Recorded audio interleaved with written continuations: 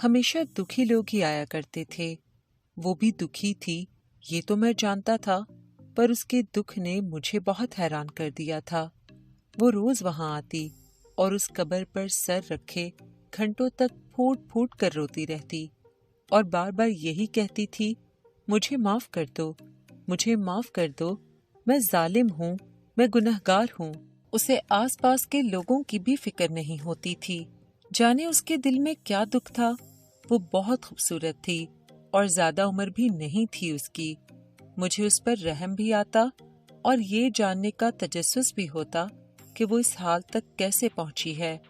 یوں کسی کو پکارنا اور بات کرنا آسان نہیں تھا، پر میں نے ہمت کی اور اس سے بات کرنے کا ارادہ کیا۔ مجھے قریب آتا دیکھ کر وہ میری طرف متوجہ ہوئی۔ معاف کیجیے گا، پر کیا میں آپ سے کچھ پوچھ سکتا ہوں؟ یہ کس کی قبر ہے جس پر آپ روز آتی ہیں اور اتنی شدت سے روتی ہیں؟ آپ کس کی قبر پر آتے ہیں؟ اس نے سوال کیا۔ اس کی آواز رونے کی وجہ سے بیٹھ سی گئی تھی۔ میں اپنی ماں کی قبر پر آتا ہوں۔ ان کو میری اولاد دیکھنے کا بہت ارمان تھا، پر شاید اس معاملے میں بد نصیب ہوں۔ اداس ہو جاتا ہوں تو یہاں چلا آتا ہوں، دل کا بوجھ ہلکا ہو جاتا ہے۔ میں نے بتایا، آپ کے دل پر تو کوئی خاص بوجھ نہیں ہے، آپ قسمت کے آگے بے بس ہیں، پر کچھ لوگ اتنے بد نصیب ہوتے ہیں جو اپنی زندگی اپنے ہاتھوں سے برباد کر لیتے ہیں۔ اس نے کہیں کھو کر کہا اور محسوس کیا کہ میں اس کی بات سمجھا نہیں۔ ہیں تو آپ اجنبی، پر سنا ہے کبھی کبھی اپنوں سے زیادہ اجنبی آپ کا دکھ سمجھ سکتے ہیں۔ آج آپ کو اپنی کہانی سناتی ہوں کہ کیسے میں اس مقام تک پہنچ گئی، اس نے کہا اور آنسو صاف کر کے اپنی کہانی سنانا شروع کی۔ میرا نام سیما ہے۔ میرے والد احمد صاحب تبلیغی جماعت کے صدر تھے۔ ہمارا گھرانہ بہت عزت دار اور شریف تھا۔ ہمارا سارا خاندان کئی سالوں سے تبلیغ کے کام سے وابستہ تھا۔ میرے والد صاحب مجھ سے بہت پیار کرتے تھے، ان کے لیے گویا میں ہی ان کا سب کچھ تھی۔ میرے 2 بھائی تھے، دونوں حافظ قرآن تھے، اور 2 بڑی بہنیں جن کی شادی ہو چکی تھی۔ بہن بھائیوں میں سب سے چھوٹی ہونے کی وجہ سے سب کی لاڈلی تھی۔ ان دنوں گھر میں میرے ایک بھائی کی شادی تھی، میں تب میٹرک میں تھی۔ میں ایک شوخ اور چنچل قسم کی لڑکی تھی، زندگی سے بھرپور اور سب کی آنکھ کا تارا۔ سب کہتے تھے کہ میں اس خاندان کی سب سے حسین لڑکی ہوں، جبکہ میرے سب بہن بھائی بہت سادہ طبیعت کے تھے، پر میں اس حوالے سے سب سے مختلف تھی۔ میں جو مانگتی مجھے مل جاتا، سبھی میرے ناز اٹھاتے تھے۔ جب میری بھابھی ہمارے گھر آ گئیں تو سب ان کے آگے پیچھے پھرنے لگے اور مجھے یہ بات ہضم نہیں ہوئی۔ میں نے ان کو ہر بات میں تنگ کرنا شروع کر دیا، امی کو بھی ان کے خلاف بھڑکایا، ان کی چھوٹی سے چھوٹی بات کو بھی ایک بہت بڑی غلطی بنا کر پیش کیا۔ ایک دن بھابھی سے کچن میں گیس کھلی رہ گئی، پر انہوں نے 5 منٹ بعد ہی گیس بند کر دی تھی، جبکہ میں نے سارے گھر میں ہنگامہ برپا کیا اور کہا کہ بھابھی نے جان بوجھ کر گیس کھلی چھوڑ دی تھی تاکہ جب میں چولہا جلاؤں تو مجھے نقصان پہنچے اور میں مر جاؤں۔ اس بات پر بھابھی کو امی اور ابا نے بھی خوب باتیں سنائی تھیں۔ میں نے امی کے ساتھ مل کر اپنی بھابھی کا جینا حرام کر رکھا تھا، سارے گھر کے کام بھی ان کے سر پر ڈال دیے۔ وہ بہت سادہ طبیعت کی مالک تھیں، وہ میری پھپھو کی بیٹی تھیں، چپ چاپ سب برداشت کرتی رہتی تھیں۔ میرے بھائی کا رویہ بھابھی کے ساتھ بہت اچھا تھا، شاید تبھی وہ سب کچھ سہ جاتی تھیں، اور اسی بات کی ہمیں تکلیف تھی کہ بھائی ان کے ساتھ اتنے اچھے کیوں ہیں۔ ایک دن میں کسی سے فون پر بات کر رہی تھی، وہ میرا دوست تھا، کہ میری بھابھی نے ہماری باتیں سن لیں اور کچھ دن مجھ پر نظر رکھنے کے بعد بھابھی نے مجھے رنگے ہاتھوں پکڑ لیا اور بھائی کو سب بتا دیا کہ میں چوری چھپے کسی سے فون پر باتیں کرتی ہوں۔ جب میرا رویہ میری بھابھی کے ساتھ اتنا برا تھا تو وہ بھی یہ موقع کیوں جانے دیتی؟ بھائی نے مجھے بلایا اور مجھ سے پوچھ گچھ کی۔ میں نے بہانہ لگا دیا کہ میں اپنے اسکول کے پرنسپل سے چھٹی لے رہی تھی، کیونکہ ایف اے کرنے کے بعد میں محلے کے ہی ایک پرائیویٹ اسکول میں نوکری کر رہی تھی۔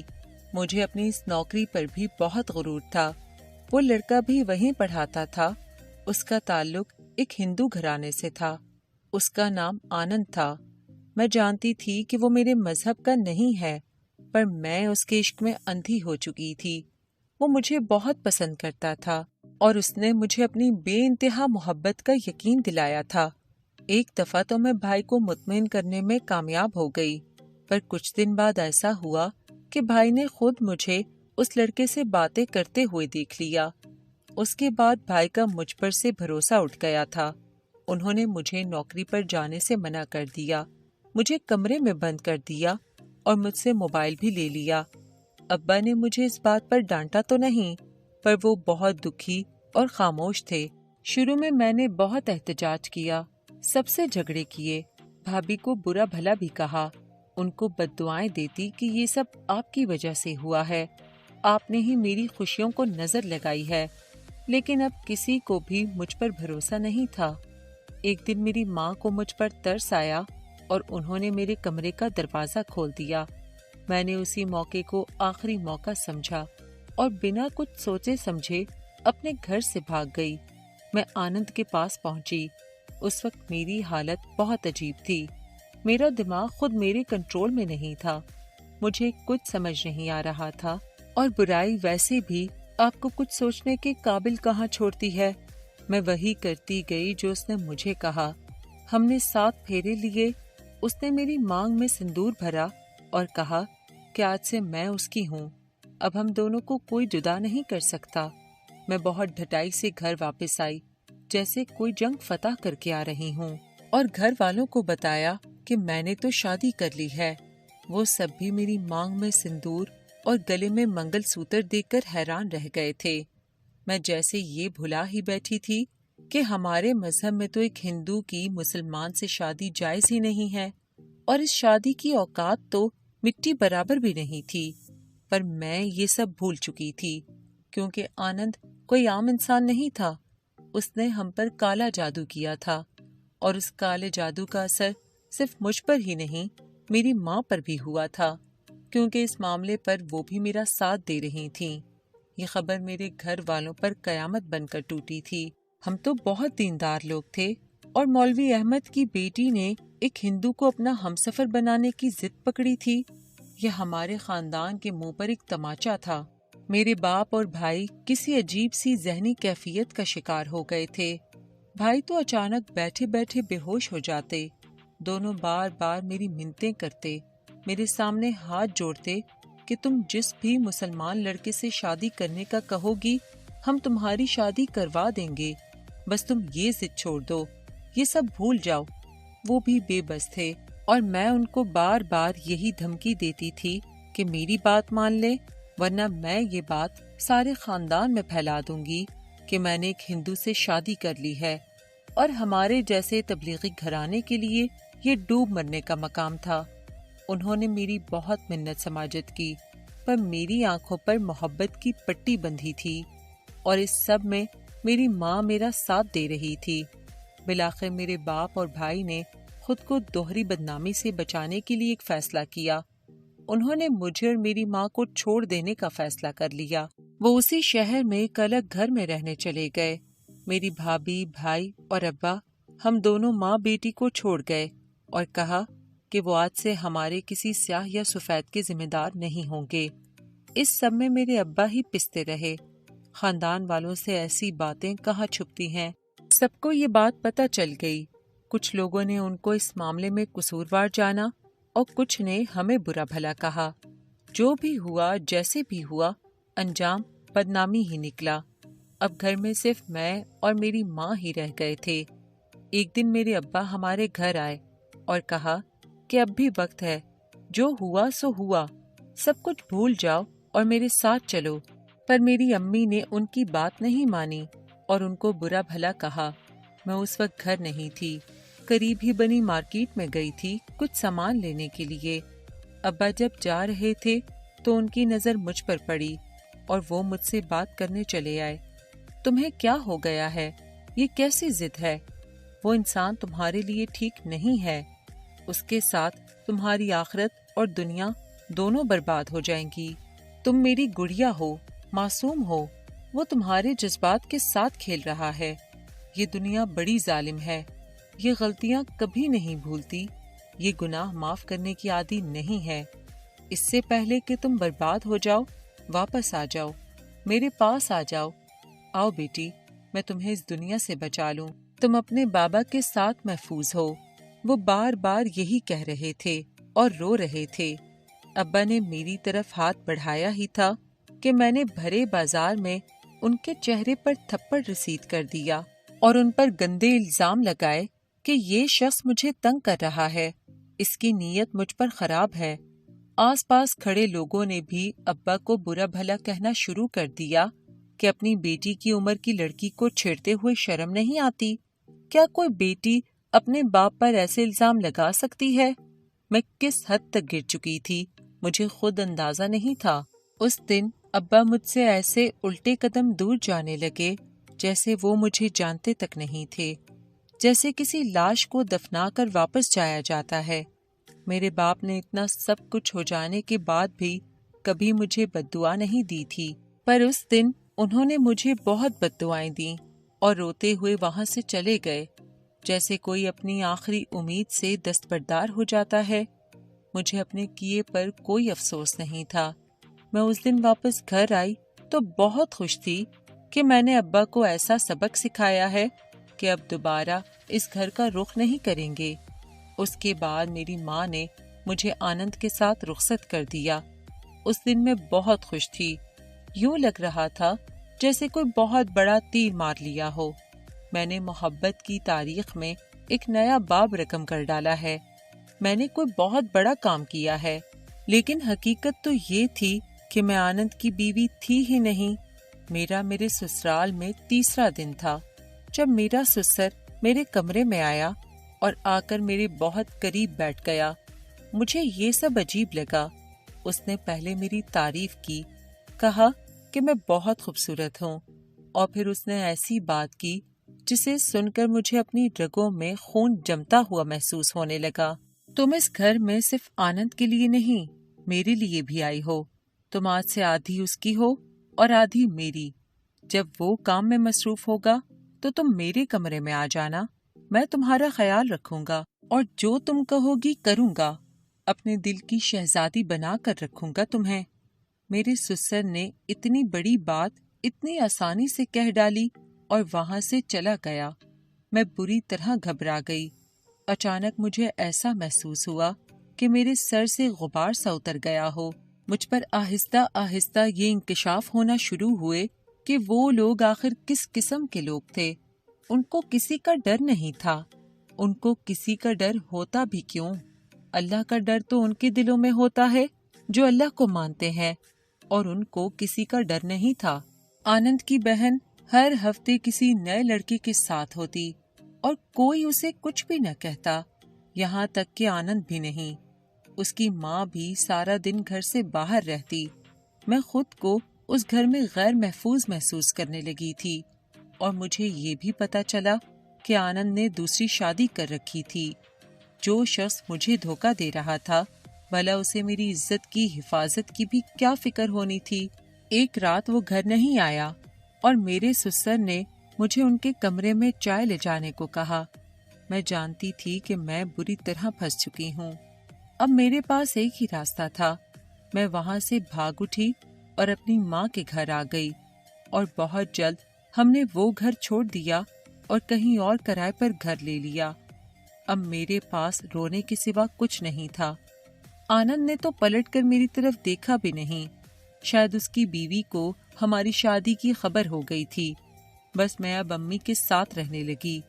طلاق کا تو سوال ہی پیدا نہیں ہوتا تھا، کیونکہ اس شادی کا دراصل کوئی وجود تھا ہی نہیں۔ میں دن رات روتی رہی، پچھتاتی رہی کہ یہ میرے ساتھ کیا ہو گیا، کیسے ہو گیا، اب میں کیا کروں گی؟ مجھے اپنے گناہ کا احساس ہو گیا تھا۔ میرے ساتھ ساتھ میری ماں کی آنکھیں بھی کھل چکی تھیں۔ انہیں بھی احساس ہو گیا تھا کہ میرے لیے انہوں نے اپنے شوہر اور بیٹوں کو گوا دیا۔ وہ دن رات انہیں یاد کرتی اور روتی رہتی، ہر وقت مجھے کوستی تھیں، بد دعائیں دیتی تھیں کہ یہ سب میری وجہ سے ہوا ہے۔ گھر کا ماحول ایسا بن گیا تھا کہ دل کرتا تھا یہاں سے کہیں بھاگ جاؤں۔ ہم دونوں ماں بیٹی پر سے جادو کا اثر ختم ہو گیا تھا، پر اب کیا حاصل؟ اب تو پانی سر پر سے گزر گیا تھا، ہماری ہر طرف بدنامی ہو گئی تھی۔ لوگ یہی کہتے تھے کہ ہم دونوں بد کردار ہیں، تبھی ہمارے گھر کے مرد ہمیں چھوڑ کر چلے گئے ہیں، ورنہ یوں کوئی اپنی عورتوں کو بے یار و مددگار نہیں کرتا۔ کچھ عرصہ یوں ہی گزر گیا، جب ایک دن ہمارے گھر ایک لڑکا آیا۔ اس کا نام حمید تھا۔ اس نے میری ماں سے بات کی کہ میں آپ کے بارے میں سب کچھ جانتا ہوں اور میں آپ کی بیٹی سے نکاح کرنا چاہتا ہوں۔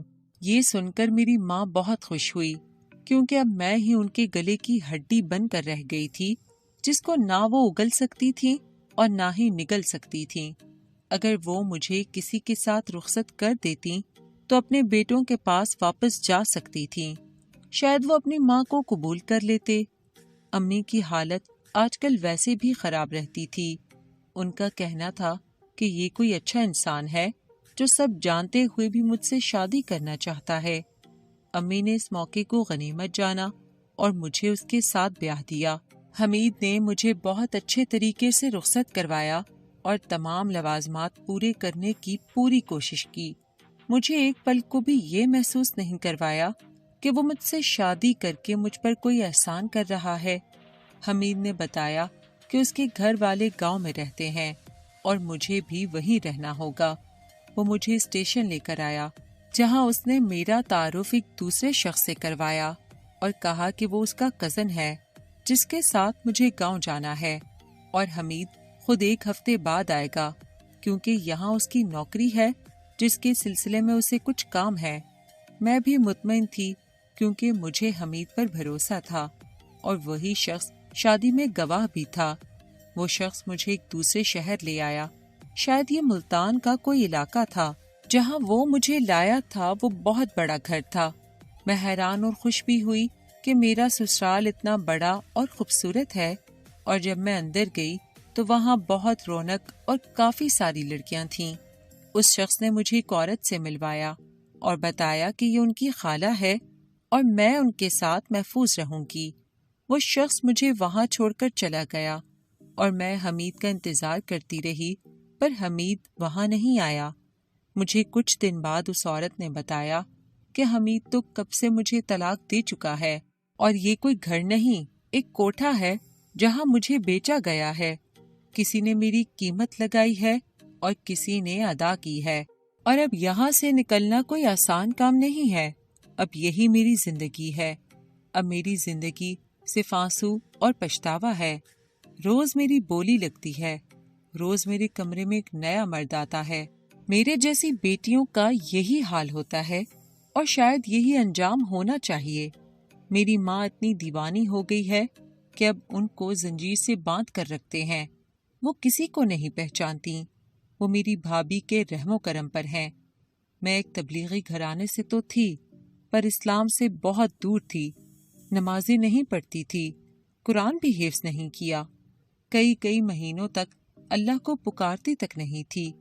اگر میں یہ سب کرتی ہوتی تو شاید مجھ پر جادو کا اثر نہ ہوتا۔ یہ قبر میرے باپ کی ہے، وہ تو اسی رات مر گئے تھے جب میں نے ان کے منہ پر تماچا مارا، ان پر گندے الزام لگائے۔ مجھ بدنصیب کو یہ بعد میں پتہ چلا، اور میں اپنے بابا کا آخری دیدار بھی نہ کر سکی۔ شاید یہ بھی میری سزا تھی۔ اب یہی میری زندگی ہے اور مجھے ایسے ہی جینا ہے۔ اس نے اپنی کہانی سنائی اور روتے ہوئے وہاں سے چلی گئی۔ میں ساری رات اس کی باتوں کے بارے میں ہی سوچتا رہا۔ اس کے بعد جب میں اگلے دن قبر پر آیا تو آج وہ وہاں نہیں آئی تھی۔ میں اگلے 2 ہفتے تک وہاں روز جاتا رہا، پر سدرا وہاں 2 ہفتے تک نہ آئی، جبکہ وہ وہاں روز آیا کرتی تھی۔ ایک دن میں قبرستان میں بیٹھا اس کا انتظار کر رہا تھا، جب ایک لڑکی میری طرف آئی، جس کو میں نے 1-2 بار سدرا کے ساتھ آتے ہوئے دیکھا تھا۔ اس کی گود میں ایک بچہ تھا جو شاید 6-7 ماہ کا ہوگا۔ اس لڑکی نے مجھ سے میرا نام پوچھا۔ میں نے اس کے سوال کو نظر انداز کر کے فوراً یہی پوچھا کہ سدرا کہاں ہے اور آج کل یہاں کیوں نہیں آتی۔ سدرا نے تو 1 ہفتہ پہلے خودکشی کر لی، اور آخری سانسیں لیتے ہوئے مجھے یہی کہا کہ میں آپ کو یہ خط دے دوں اور یہ بچی بھی، اس لڑکی نے کہا اور میری طرف ایک خط بڑھایا اور پھر وہ بچی بھی میرے حوالے کر دی۔ میں نے خط کھولا تو لکھا تھا، میرے جیسی بد نصیب اور بد کردار بیٹیوں کا یہی انجام ہوتا ہے۔ میرا نفس کھا گیا مجھے، اپنے خاندان کو رسوا کروایا، ساری عمر میں نے گندے کام کیے اور موت بھی مجھے حرام ہی نصیب ہوئی، پر یہ بچی معصوم ہے، اس کو اس کی ماں کے کیے کی سزا کیوں ملے؟ میں نہیں چاہتی کہ میری بیٹی ایک طوائف خانے میں پلے بڑھے اور ایک کھوکھلی زندگی جیے۔ تم نے کہا تھا نا کہ تم بے اولاد ہو، میں اپنی بیٹی کو تمہارے حوالے کرتی ہوں، مجھے یقین ہے کہ تم اس کی اچھی پرورش کرو گے، اور میرا کوئی اور ہے بھی نہیں جسے میں اپنی بیٹی دے سکوں، بس اس کا خیال رکھنا، اور جب اپنی ماں کی قبر پر دعا کرنے آؤ تو میرے لیے بھی دعا کر دیا کرنا، شاید آخرت میں میرے لیے کوئی آسانی ہو جائے۔ سدرا۔ میں وہ خط پڑھ کر رو پڑا۔ آج اس بات کو 12 سال گزر گئے ہیں۔ میں نے سدرا کی بیٹی کا نام بھی سدرا ہی رکھا ہے اور اس کی بہت اچھی پرورش کی ہے۔ یہ بہت اچھی بیٹی ہے اور یہی میری اولاد ہے۔ میں نے اسے ہمیشہ یہی بتایا ہے کہ یہ میری اولاد ہے۔ اللہ اس کے نصیب اچھے کرے اور سدرا کی روح کو سکون دے۔